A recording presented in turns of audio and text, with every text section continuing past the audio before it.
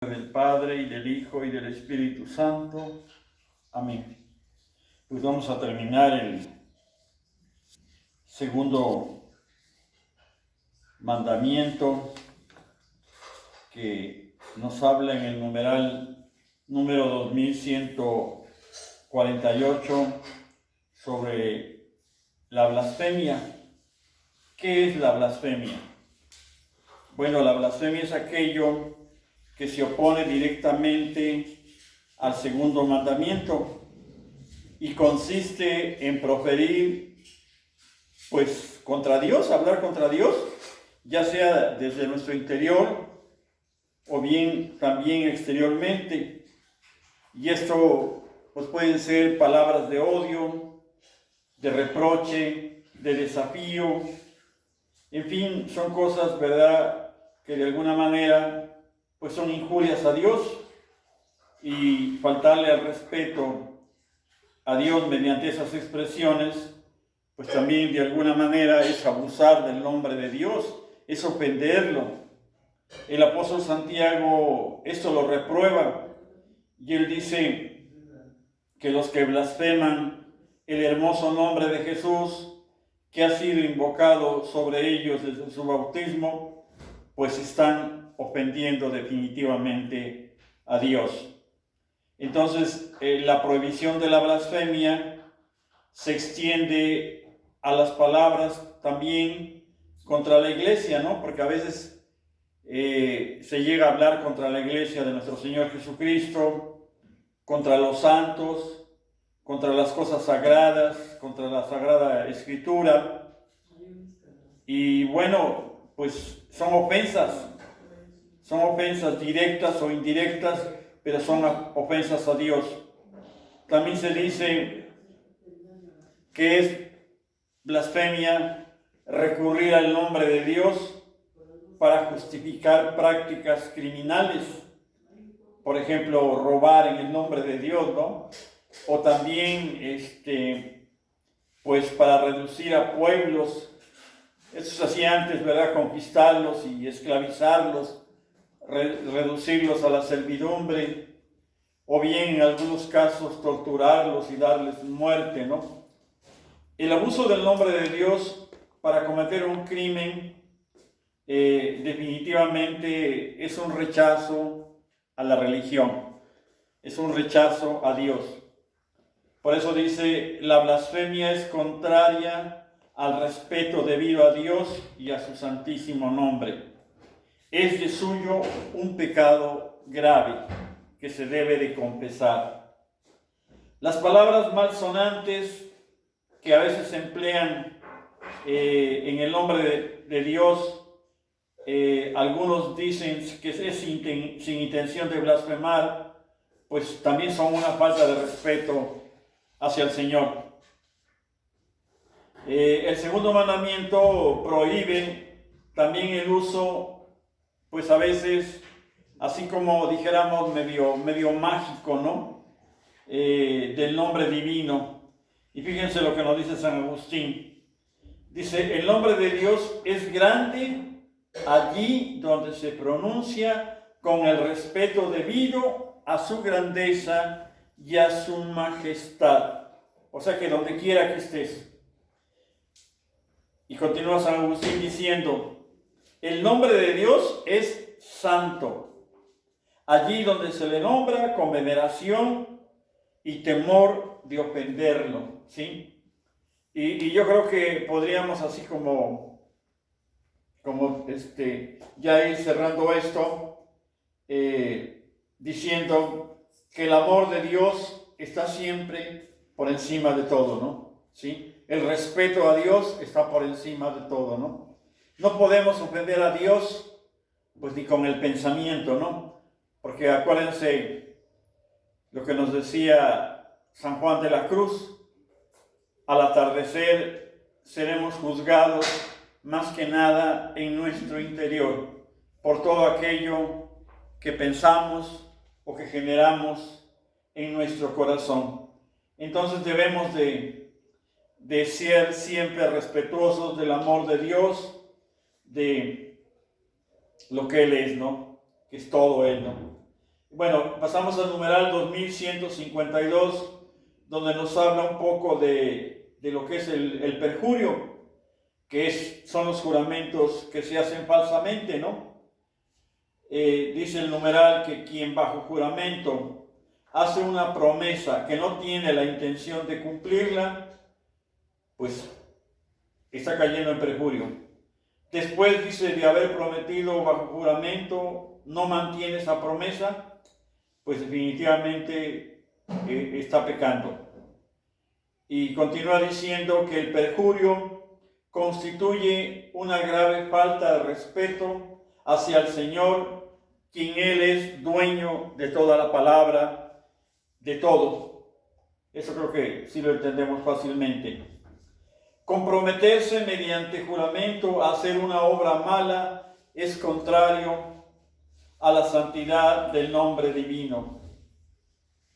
Y en el numeral 2153 se nos remarca algo que en algún momento el Señor Jesucristo expuso sobre este segundo mandamiento, y específicamente fue en el Sermón de la Montaña, donde Él nos dijo: habéis oído que se dijo a los antepasados, no perjurarás, sino que cumplirás al Señor tus juramentos.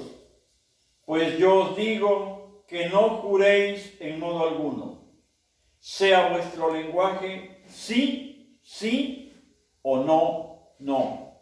Que lo que pasa de aquí ya es obra del maligno. Y bueno, pues con esto terminamos el segundo mandamiento y entramos a ver un poquito el tercer mandamiento, que nos habla sobre la santificación de las fiestas.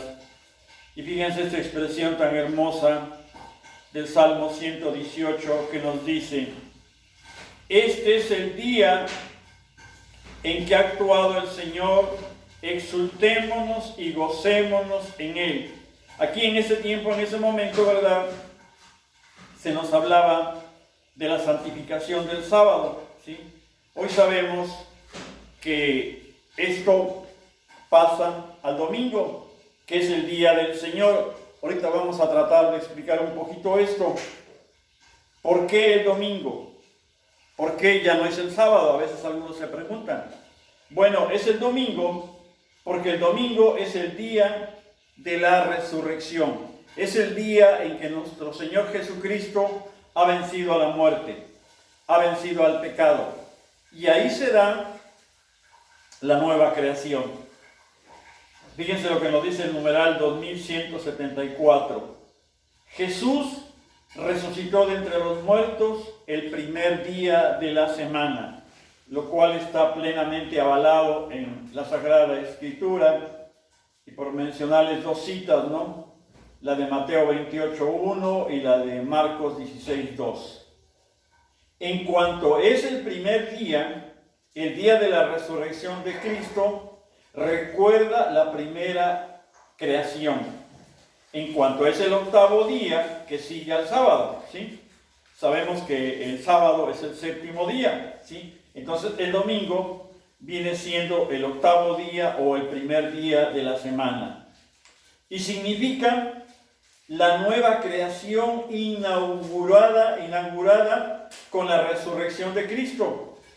Para los cristianos vino a ser el primero de todos los días, la primera de todas las fiestas, el día del Señor, el Dominicais Dies, el domingo, ¿sí?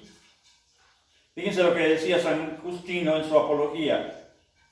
Nos reunimos todo el día del sol, porque es el primer día después del sábado judío, pero también el primer día en la nueva creación, en que Dios, sacando la materia de las tinieblas, creó al mundo.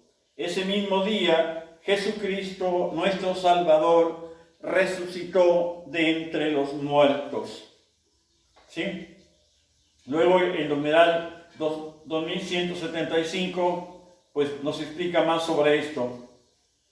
dice que el domingo es la plenitud del sábado.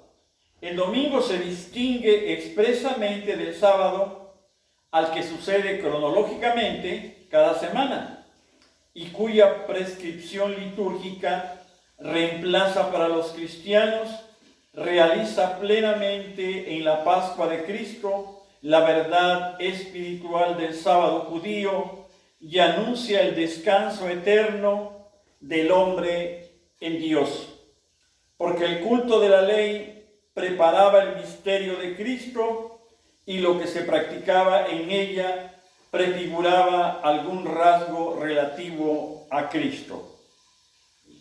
O sea, debemos entender, ¿verdad?, que nosotros celebramos esa nueva creación de la que nos habla el Señor Jesús, el domingo. Por eso fíjense lo que dice aquí San Ignacio de Antioquía. Los que vivían según el orden de cosas antiguo han pasado a la nueva esperanza, no observando ya el sábado, sino el día del Señor, en el que nuestra vida es bendecida por Él y por su muerte y resurrección. O sea, ¿cuál es el triunfo de la humanidad? ¿Cuál es el triunfo de nuestro Señor Jesucristo? Pues la resurrección. Y eso es lo que celebramos. Por eso el numeral 2176 nos dice: la celebración del domingo cumple la prescripción moral inscrita en el corazón del hombre, de dar a Dios un culto exterior visible, público y regular bajo el signo de su bondad universal hacia los hombres. Estas son palabras de Santo Tomás de Aquino. El culto dominical realiza el precepto moral de la antigua alianza, cuyo ritmo y espíritu recoge celebrando cada semana al Creador y Redentor de su pueblo. O sea, nosotros el domingo celebramos la resurrección de nuestro Señor Jesucristo a través de la Eucaristía dominical. Por eso el numeral 2177 nos dice: la celebración dominical del día y de la Eucaristía del Señor tienen un papel principalísimo en la vida y en la religión de nuestra Santa Iglesia. El domingo, en el que se celebra el misterio pascual, por tradición apostólica, ha de observarse en toda la Iglesia como fiesta primordial de precepto, ¿sí? Y no quisiera utilizar la palabra esa obligatorio, porque yo siempre les he comentado que cuando se hacen las cosas por obligación o por cumplimiento, pues estamos mal, ¿verdad? Porque cumplo, pero miento. O sea que ya no voy de corazón, ya no lo hago porque realmente yo ame a Dios, porque realmente yo quiera adorarlo, ¿no? Sino lo hago por cumplir un precepto, ¿no? Lo hago por cumplimiento. Y bueno, ahí pues ya estamos mal. Por eso dice, igualmente también debemos de observar otras fiestas, ¿sí? Pero vuelvo a repetir, no por cumplimiento, sino por amor a Dios. Y deben de observarse las siguientes fiestas: la Natividad de nuestro Señor Jesucristo, que sabemos que la celebramos el 25 de diciembre, la Epifanía, la Ascensión, la fiesta del Santísimo Cuerpo y Sangre de Cristo, la fiesta de Santa María, Madre de Dios, la Inmaculada Concepción y Asunción, la fiesta de San José, la fiesta de los santos apóstoles Pedro y Pablo, el 12 de diciembre, y finalmente la fiesta de todos los santos. Esas son fiestas de precepto que nosotros debemos de santificar. ¿Cómo las vamos a santificar? Pues en primer lugar, ¿verdad? estando, participando de la Sagrada Eucaristía y viviendo pues ese día en santidad, en oración, en adoración, haciendo obras de misericordia. El numeral 2178 nos dice: esta práctica de la asamblea cristiana se remonta a los comienzos de la edad apostólica. Y la carta a los Hebreos nos explica esto, dice: no abandonéis vuestra asamblea como algunos acostumbran hacerlo, antes bien animaos mutuamente. Y de veras que es triste, ¿no? Porque a veces hay personas que abandonan su misa dominical por ir a un partido de fútbol, por ir a una diversión, o por ir a trabajar inclusive, ¿no? Lo cual, pues, en mi opinión, está mal, a no ser que de veras se tenga, pues, una justificación. Adelante, fíjense lo que nos dice este señor, este gran hombre también, Eusebio de Alejandría, nos dice: la tradición conserva el recuerdo de una exhortación siempre actual. Y ahora sí, como dicen por ahí, oído al tambor: venir temprano a la iglesia. Lo repito por si no lo oyeron bien. Venir temprano a la iglesia, acercarse al Señor y confesar sus pecados, arrepentirse en la oración. O sea que no nada más es ir a la Sagrada Eucaristía, porque si vas a la Sagrada Eucaristía en pecado mortal, pues qué valor puede tener, ¿sí? Tendrías que buscar antes la confesión, ¿sí? Y tu oración, una oración de arrepentimiento. Por eso, fíjense, aquí continúa diciendo Eusebio de Alejandría.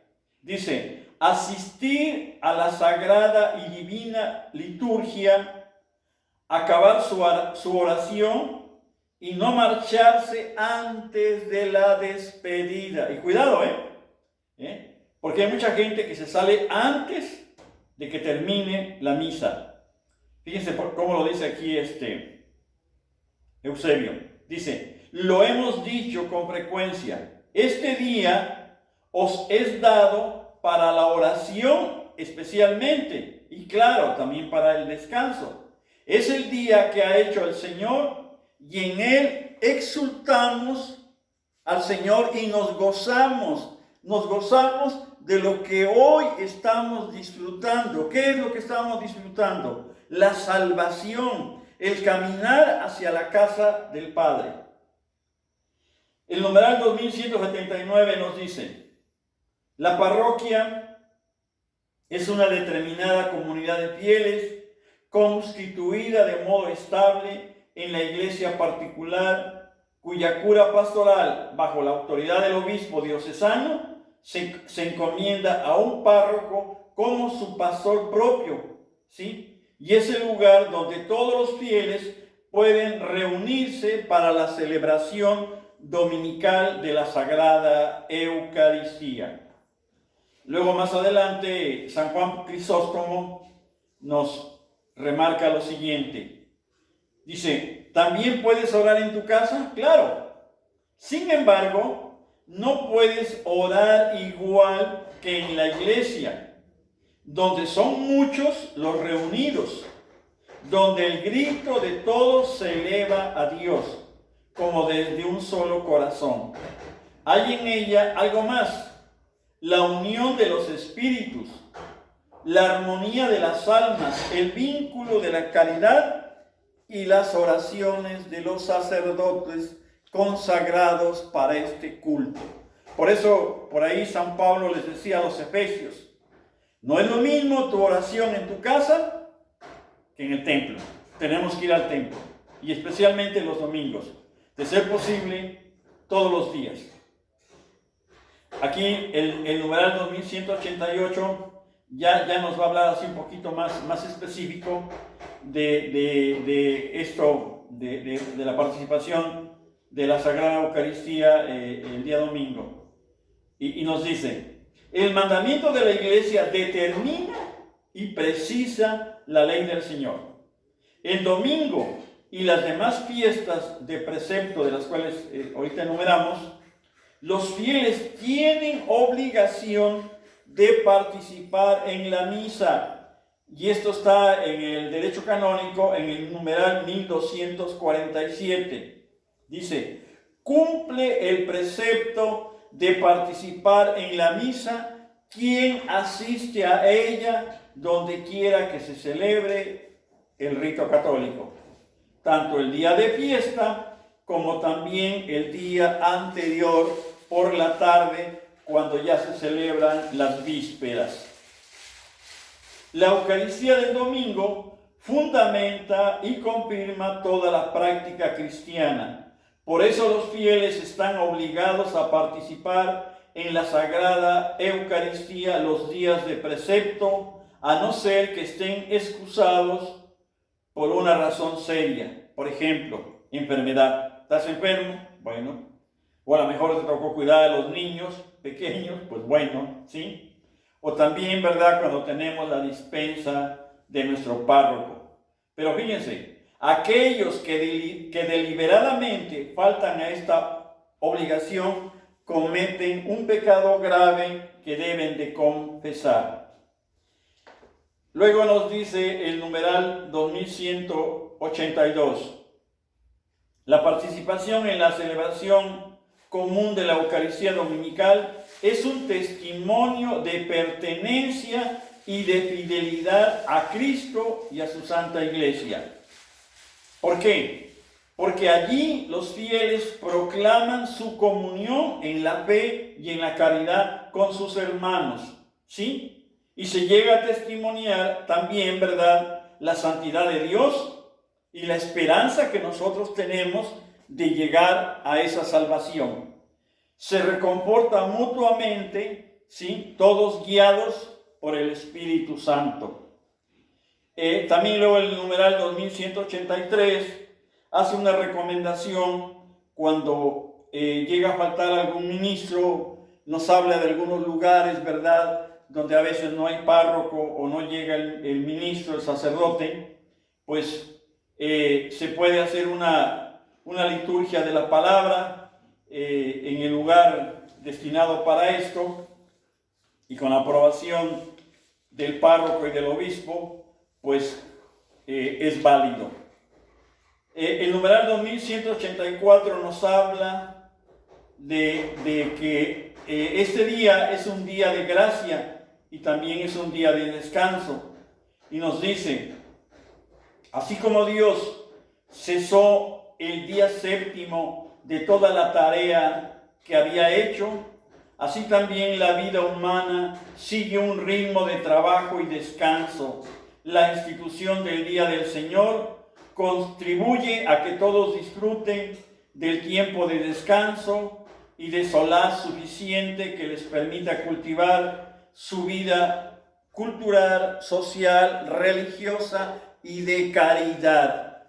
Y fíjense, esto es muy importante, porque muchas veces, ¿verdad?, vamos a misa, cumplimos con el precepto, por eso les decía cumplimiento, pero después nos dedicamos a otras actividades que ya no son santas, ¿sí? Pueden ser profanas, y no quiero mencionar algunas. Solamente quiero decirles que ese tiempo lo deberíamos de utilizar o bien para descansar, para estar con la familia, o bien también para hacer obras de caridad, para visitar a un enfermo, para visitar a los presos, para ir a ver a alguna persona que está alejada de la iglesia y que necesita una palabra de aliento para acercarlos nuevamente, sí, al templo, a la iglesia. Entonces, pues es importante saber utilizar el tiempo que Dios nos da el día domingo. Y termino con esto. Bueno, termino este mandamiento.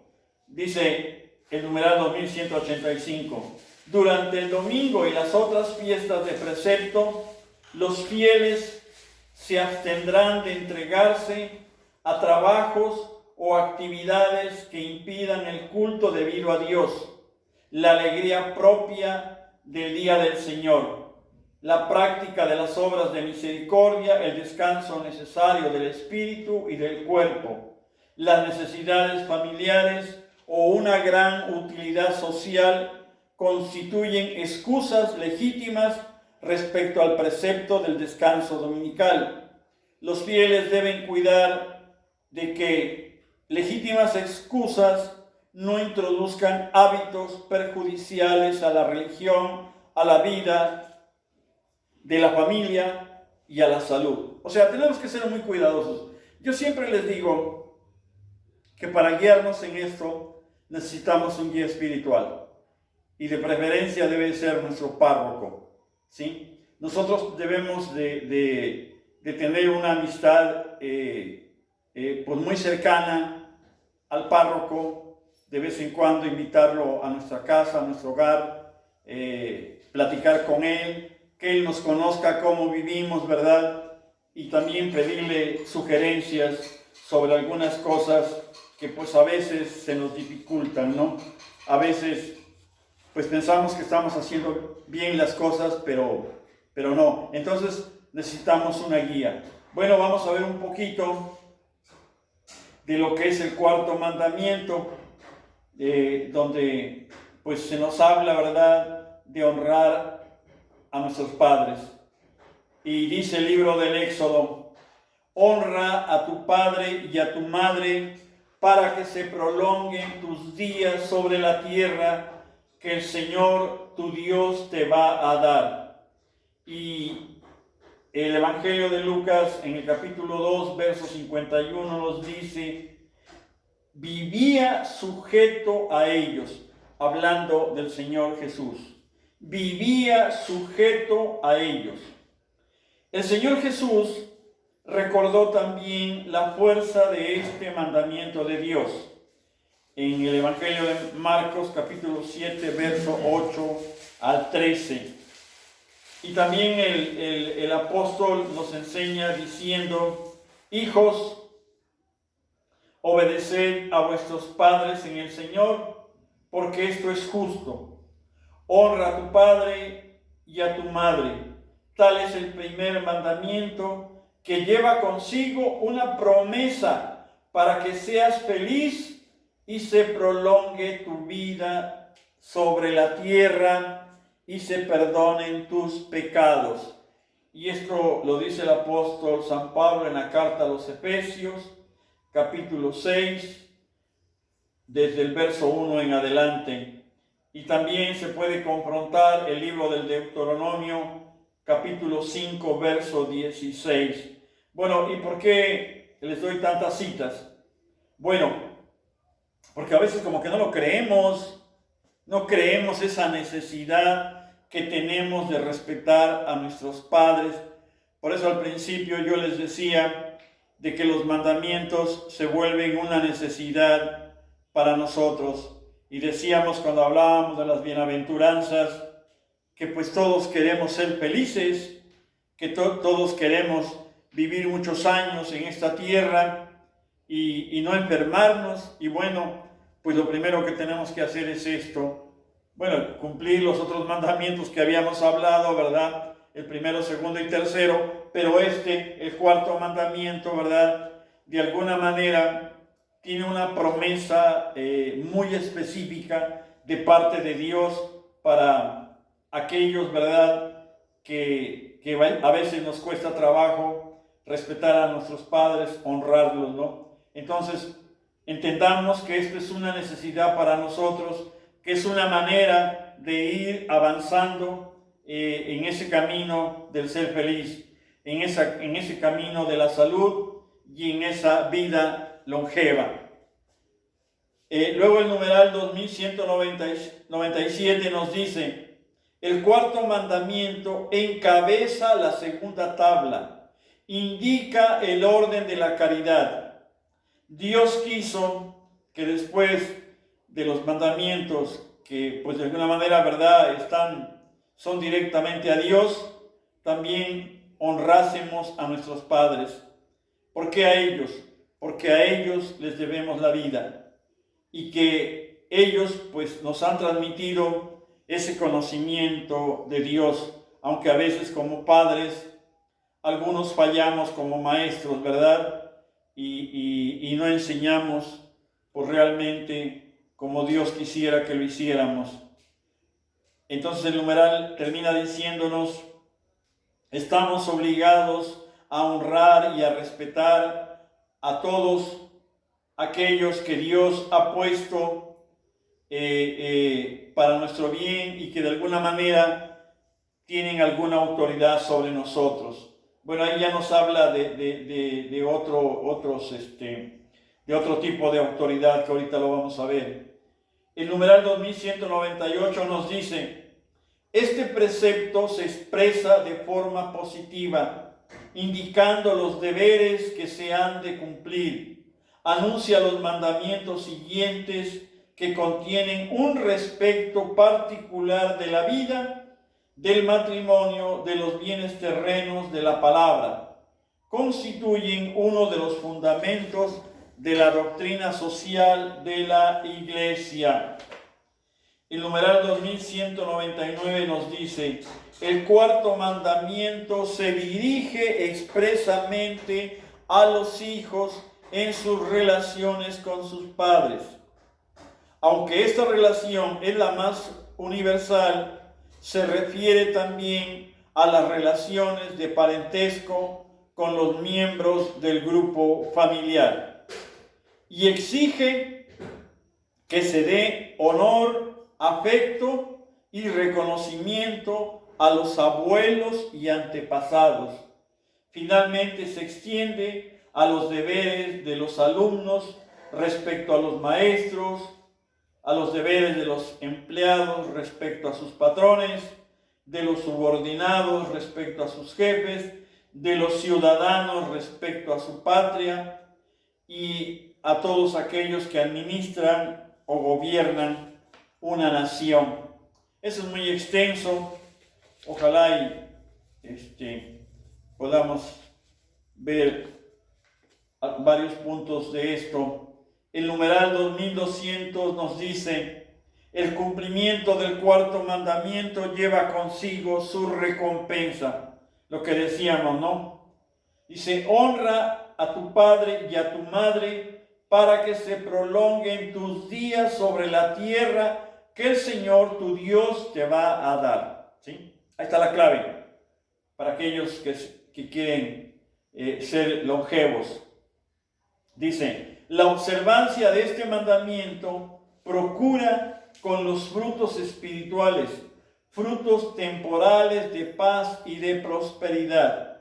Y al contrario, ¿sí? Aquí viene la contraparte, dice: la no observancia de este mandamiento entraña grandes daños para las comunidades y para las personas humanas. Es que fíjense que cuando se empieza a caer en la desobediencia a nuestros padres, pues se vuelve un caos, ¿sí? Y entonces esos hijos empiezan a tomar senderos equivocados, ¿sí?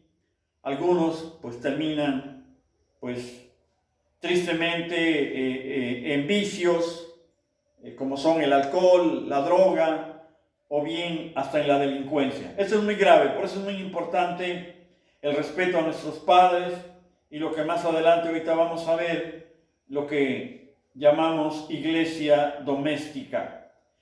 El numeral 2201 nos habla de cómo la familia está en el plan de Dios.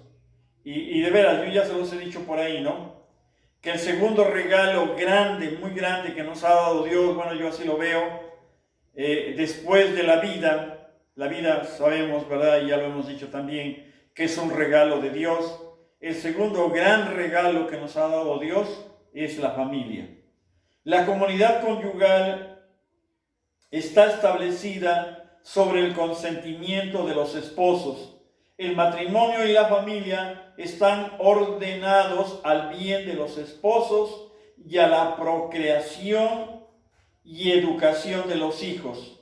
El amor de los esposos y la generación de los hijos establecen entre los miembros de una familia relaciones personales y responsabilidades primordiales. De veras, qué hermoso es una familia donde hay ese respeto a los padres, donde hay esa armonía, esa paz, esa seguridad, ¿no?